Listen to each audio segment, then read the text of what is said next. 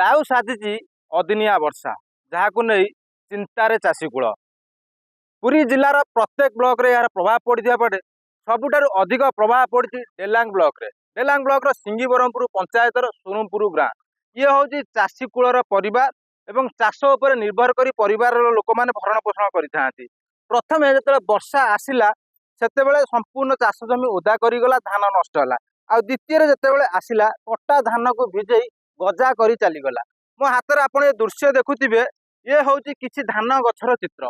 ये धान गछरे कैमरामैन को संतोष को कहि सीधा चित्र देखेबे ये हूँ से चित्र जो धान सब गजा हो जाए गजा धान को नहीं चाषी एवं कौन सीधा सड़क आलोचना करवा आम जो अच्छे ये सुरुमपुर ग्राम ये सुरुमपुर गाँव किसी चाषी आम सहित अच्छा जी ये बिलर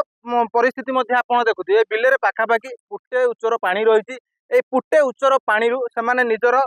धान को अमल करने चेष्टा कर जो धान गजा हवा बसी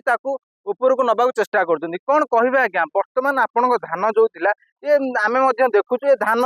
गजा हवा बसला कला पड़गला ये धान आउ बोधे संभव नुह आपको नहीं व्यवहार करने तेणु आप बर्तमान सुधा ये बिल कौन करमी कौन या उद्धार करेंगे बोली भाई अदिनिया वर्षा केमी भिजो केवे भी दिने जानी कि जानी पारि नथिलु आम आसिलु धान काटिदे पलैलु अदिनिया वर्षा आसी धोईदे गला केमी खड़ा को नवा बांधा आसी ये सब ओदा जुड़ुबुड़ हो गजा भी हो गलानी हेले आम कौन करूँ केमी खाइबू कौन करूँ चाषी भी कूल हताश निश्चित भाव चाषी कूल हताश एमाने मन बुझुना से एठाकू आसी चाष जमी जहाँ किसी रही धान ताकू ऊपर को नापी चेष्टा कर आम सहित अनेक चाषी एठार अच्छा गाँव लोक मैंने जो आम नक्षत्र न्यूज एठार पहुँचा चेष्टा कला एम खबर पाई आसला से चाषी मैंने आम पाखर दुख जनवाई आसी पहुँच जाते अनेक चाषी अच्छा आम मध्य किसी चाषी प्रतिक्रिया नवा आपण मैंने देखुए ये लंबा धाड़ी में चाषी मैंने अपेक्षा कर कारण निजर दुख जनइबे निजर प्रतिक्रिया देवे कौन कहे आज्ञा वर्तमान सुधा आपण पाखरे सरकारी अधिकारी मैंने पहुँचले ना पहुँची ना सरकारी अधिकारी मैंने कहीं आसी ना आमर शह शह एकर जमी माने उदा नष्ट हो जाइए आसला बेलू भी कौन जिन नष्ट गजा हो आम चलू केमी बर्तमान खाଇବା पीवाई भी असुविधा वर्ष सारार परिश्रम वृथा होगा आपण केते एकर धान चाष करथिले ए धानर वर्तमान परिस्थिति कौन रही आप घर को केते धान नहीं अमल करी ना नाई किसी नहीं ना आज्ञा मो ना निशाकर प्रधान 4 एकर बिल चाष कर धान गोटे चाष घर को नहीं गोटे सबू तो काटिक बिल भासुची कौन कर आम सरकार को लोन आनीचु आउ भरण पोषण ये पिला पाठ पढ़ा सब खर्च ये तो सब आ पनीपरिया भी करूँ सी भी उजुड़ी गला आम केमी चलू कौन करूँ सरकार लोक भी कहीं आसार ना आम एम तो सब परिस्थिति पड़ू घर को नहीं पारे से खलार पकेबू नहीं पारू ना घर को नहीं उठे पारू किसी कम करूँ आ बिल जाऊ उजुड़ू आ कौन करूँ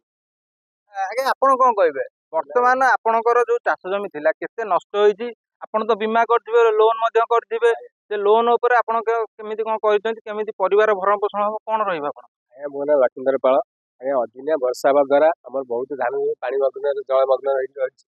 द्वितीय वर्षा सब गजा है आम कौन प्रकार आदाय कर पारानी तापर आमर यही धान उपर आम परिवार मोर पिला पाठपढ़ा सब निर्भर करूला बर्तमान सब नष्ट है बर्तमान आम केमी बचू सरकार एपर्यंत सरकारी अधिकारी मैंने कौन आसिक कौन इनक्वारी कर देखार ना केमी कौन कर बर्तमान आम कोऑपरेटिव सोसाइटी लोन ग्राम बैंक लोन ये लोन कर सुझीबू यू आम बर्तमान आम हतस्थ हो बर्तमान बसु सरकारी अधिकारी एपर्यंत कहीं आसार ना कि कौन इनक्वारी कर निश्चित भाव से गोटे अभियोग रोचे सरकार कोई अधिकारी एठारे पहुँची ना इनक्वारी करना अनेक चाषी अच्छा से गजा धान को आमको देखा आप देखिपे ये धान गजा है तेणु आम मोटामोटी कहवा गले जो हेक्टर हेक्टर चाष जमी ये चाष करा डेलांग अंचल